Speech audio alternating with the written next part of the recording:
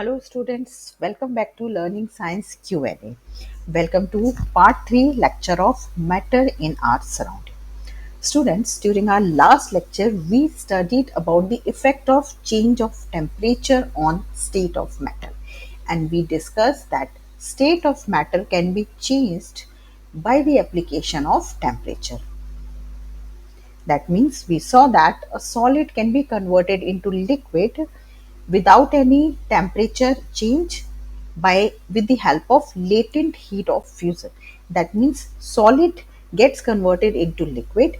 The heat that is provided to a solid is used up by the solid particles to get converted into liquid while the system's temperature remains constant.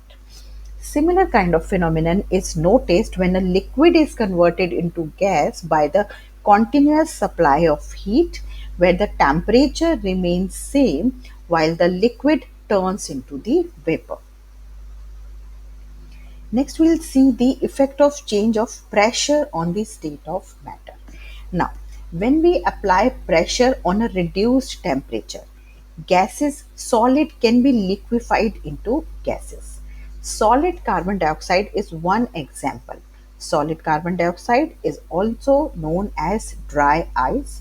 It is stored under high pressure, compressed, and such that solid CO2 gets converted directly into gaseous state when the pressure is decreased to 1 atmosphere.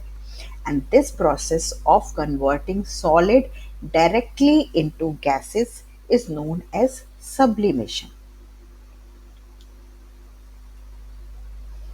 Now coming to what is 1 atmosphere. So the pressure of air in atmosphere is calculated as atmosphere. So it is the pressure of air in the atmosphere at sea level, which is equivalent to 1 atmosphere, or you can say which is kept as a scale as 1 atmosphere.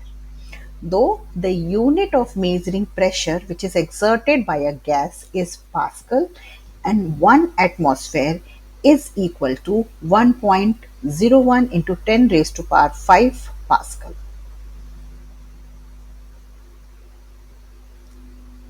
Now coming to the last topic of this chapter, which is evaporation. Students, we all know that process of changing liquid into vapors is known as evaporation. Now let's see why and how this happens.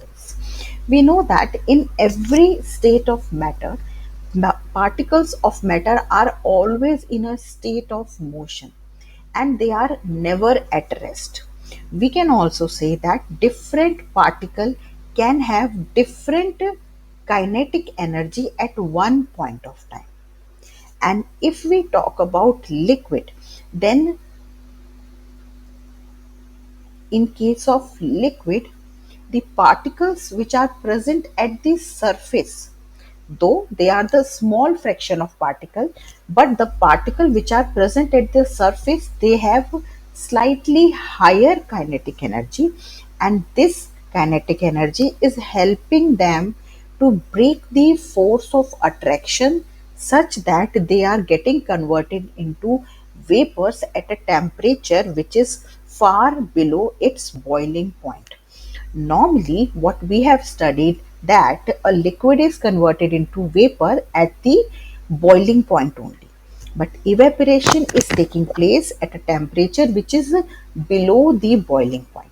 And why this is happening? Because some of the particles which are spatially present at the surface of the liquid are having higher kinetic energy, and this kinetic energy is helping them to overcome the force of attraction which is binding them together.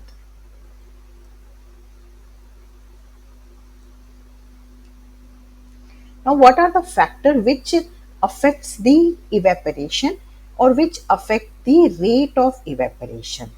That means how much evaporation will be taking place, what are the factors on which it depends. First and foremost is the surface area. That means larger the surface area, more will be the evaporation, because large number of particle will be present at the surface if surface area is given more. increase in temperature, because when the temperature is increased, the kinetic energy of the surface particle will also increase, and that will help them to overcome the force of attraction, so that they will be easily getting converted into the vapor state. Decrease in humidity. If there is more moisture present in the atmosphere, evaporation will be low. So humidity is high. In that case, low evaporation will be there.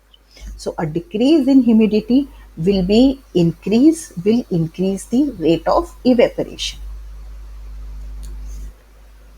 And lastly, we have an increase in the wind speed. When the particles are getting converted into from liquid to the vapor state, increased wind or a windy climate will help in the faster movement of the surface particles. This is very important from exam point of view. What are the factors that affects the rate of evaporation? Now, how does evaporation causes cooling? The particles of liquid absorb energy from the surrounding to regain the energy that is lost during the evaporation. That means this absorption of energy from the surrounding make the surrounding cold. The particles of liquid, since they are taking energy from the surrounding, so it is they are making surrounding cold in turn. Why do we feel cold when we have put some acetone or a nail polish remover at our palm? Same application, same reason is there. The particle gain energy from the palm or the surrounding, which help them to evaporate. And when they are evaporating, they are making us feel cold sensation at the point where we have put the nail polish remover or the acetone. So this is a very important point to remember, that why does evaporation causes cooling. So the particle which are absorbing energy from the surrounding, eventually making the surrounding cold. Similarly, one more practical question can be there. In a hot sunny day, people sprinkle water on the roof or the open ground so that they feel cold. Same principle works here. The large latent heat of vaporization of water helps to cool the hot surface. Again, the particles are taking energy from the surface to get vaporized, which is eventually making the surface cool. Same principle. We have one more example. Why do we see water droplet on the outer surface of glass which is containing ice cold water? The water vapor which are present in the air on the or in the surrounding, when they come in contact with the cold glass, they lose their energy and they get converted into liquid state again, becoming water droplet at the surface of the glass or the container.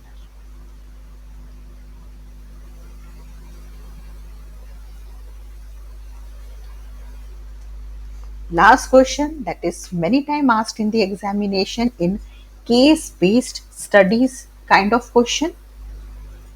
Why should we wear cotton clothes in summer? We all know that we perspire more during summer, and this is the mechanism which actually keeps our body cool. We know that during evaporation, the particle at the surface of liquid, they gain energy from the surrounding, and in turn they make body feel cold. That means after gaining energy from the surrounding or from the body surface, they get changed into vapor. The heat energy is equal to the latent heat of vaporization. which is absorbed from the body and it is leaving the body cool eventually. Now, coming to why we wear cotton. Cotton being a good absorber of water, it helps in absorbing the sweat, and when we are exposed to the atmosphere, it helps in the evaporation of the same sweat. And when the sweat is evaporated from our body surface, we feel cool in result. So this is the reason it is always recommended to wear cotton clothes during summer. So students, with this we come to an end to this chapter. Hope you like it. Please like, share and subscribe. Thank you.